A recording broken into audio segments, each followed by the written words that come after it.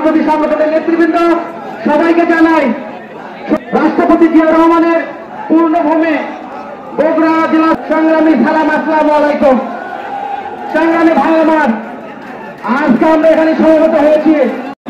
আপনারা জানেন আমাদের শ্রদ্ধেয় নেত্রী, সাবেক তিনবারের সফল প্রধানমন্ত্রী, বিএনপি চেয়ারপারসন দেশনেত্রী বেগম খালেদা জিয়ার নিঃশর্ত মুক্তির দাবিতে সমাবেশ।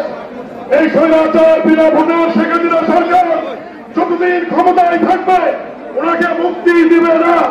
এই কারণে আমাদেরকে আবারও এক দফার দাবিতে ফিরিয়ে যেতে হবে এবং এই স্বৈরাচার শেখ হাসিনার পতন না হওয়া পর্যন্ত, শ্রদ্ধ নেত্রী বেগম খালেদা জিয়াকে মুক্ত না করা পর্যন্ত, দেশ নায়ক তারেক রহমানকে দেশে ফিরিয়ে নিয়ে না আসা পর্যন্ত আমরা রাজপথ থেকে ফিরে যাবো না, যাবো না, যাবো না।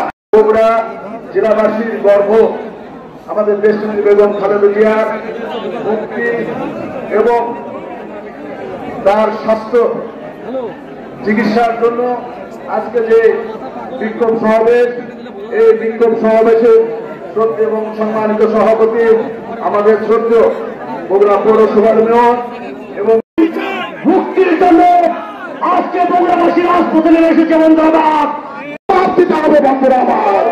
শেখ হাসিনার উদ্দেশ্যে বলতে চাই, ভারতের দ্বারা মোদীর সঙ্গে দরজা বন্ধ করে দিয়ে আপনি চুক্তি করবেন, দেশ বিক্রির চুক্তি করবেন, বাংলাদেশের মানুষ সেইটি মেনে নেবে না। এমন একটি সময় আসবে বার্ধক্যজনিত কারণে আপনি যখন অসুস্থ হয়ে যাবেন, বাংলাদেশের ডাক্তারেরা আপনার চিকিৎসা সেবা বয়কট করবে। বন্ধুরা আমার, প্রস্তুত হয়ে যান, রাজপথে আসেন, রাজপথে থাকেন। খালেদা জিয়ার মুক্তি দিতে শেখ হাসিনা বাধ্য হবে ইনশাআল্লাহ। এই আশা, এই আকাঙ্ক্ষা ব্যক্ত হয়ে বক্তব্য শেষ করছি। খোদা হাফেজ।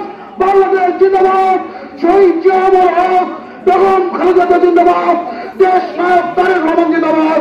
বগুড়ার বিএনপি জিন্দাবাদ।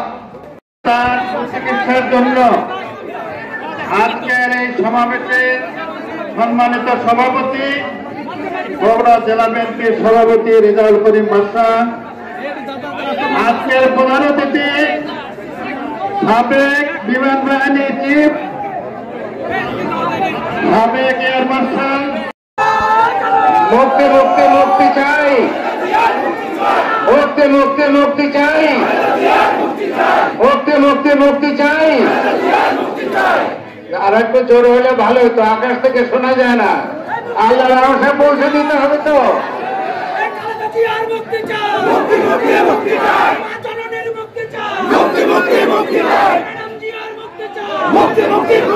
থ্যাংক ইউ, তোমাদেরকে অনেক ধন্যবাদ। Thank you.